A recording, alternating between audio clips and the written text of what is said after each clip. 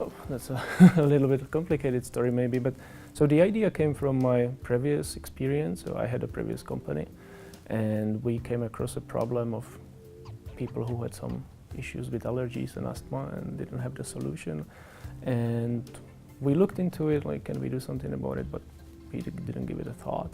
And once I continued my studies and we were supposed to think about some problems we didn't know how to solve, then I took it as a project during my studies, and actually it evolved in a company.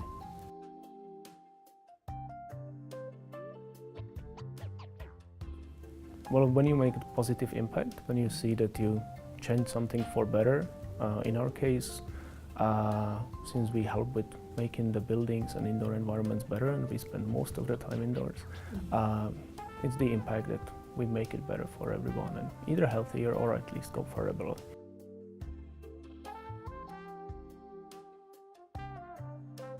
Maybe, I think it's like for every entrepreneur that there is way too many challenges, but then if it was easy, everybody would have done that, right? So once you are starting and you have the idea and nobody believes you, nobody trusts you, and everybody says like, oh, well, try, but you know, you should think twice, all these things.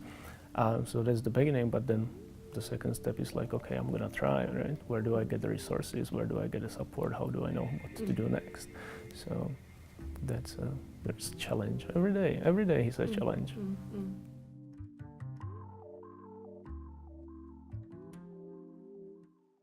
So I think we are just moving to the next stage. So in Finland things are going fairly well, I think, and we have raced around. So I'm relocated past 3 months to New York, and we launched in the US. So first customers in the US, and we are getting also more customers around Europe. So things are starting to roll. That's going to be the next step.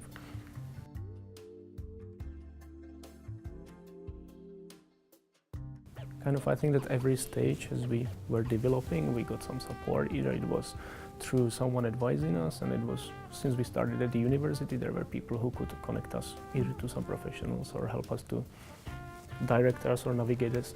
So it was quicker to validate, does it make sense? And once we started to build the program, because there is Finland is, well, Helsinki ecosystem is quite small, so people know each other and they can recommend you to others who have done something similar, right? So again, it helps you to reach out and ask for the experience of the others.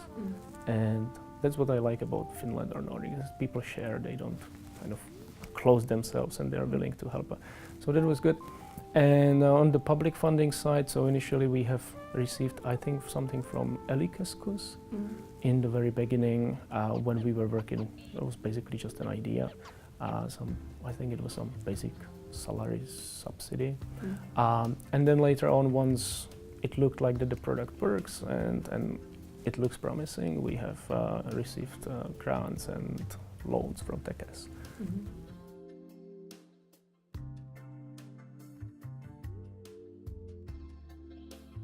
I think for our case they were good, and like I don't have anything to complain about.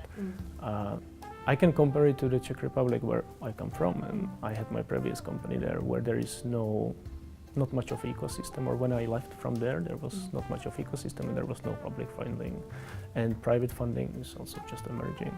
So then you have to choose you have to work on ideas which are much more certain and which yield results much faster, which ultimately harms you in the long run. How far can you get, right? So I think that the ecosystem here works very well.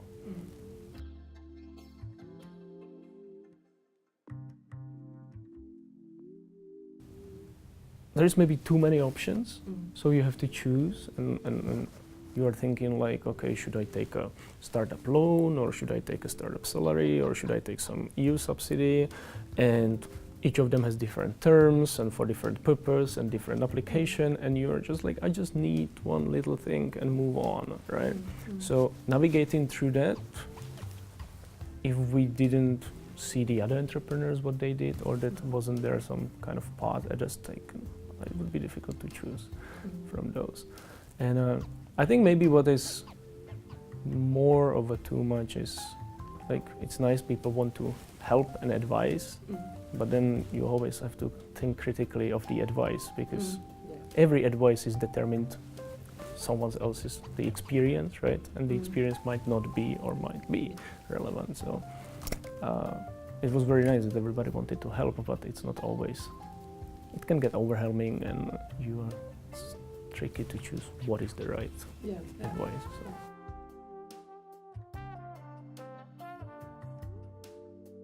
We have been involved with a few of these because, well, as we started from the Aalto University, so that was Aalto University had its own co-working space where we could get free space for, I think it was a year.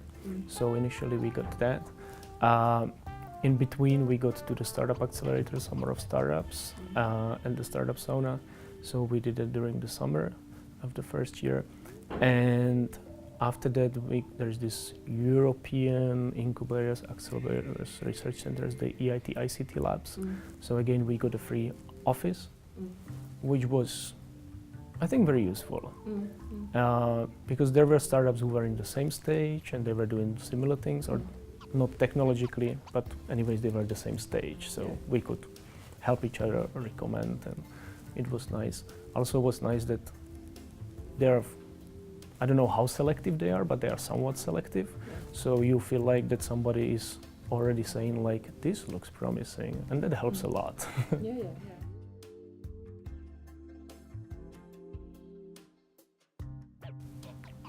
I would be afraid that it's a little bit of a distraction. That, yes. So for instance, we haven't done almost any piloting. We have done some piloting just for ourselves, not for the customer, to test, does the technology work? But that you can test in your home, or it depends, of course, what you are building, right? If you're building an app, you can test it on your phone. But if you are testing with users who are not committed, that they have put money on the table, they are just not gonna care enough, or they're gonna tell you whatever crosses their mind. But once they see that they have paid money and they are committed, or like that they give you money, that means like I'm interested or I care, right? And once they spend the money, they know, oh, I need to get something out of this, right? And if they are not getting it, they give you feedback. But like if we put it somewhere randomly, the comments and the feedback we have received, it was even a demo at our office. There are visitors coming, and it's unfortunately it's not so relevant because it's industry specific.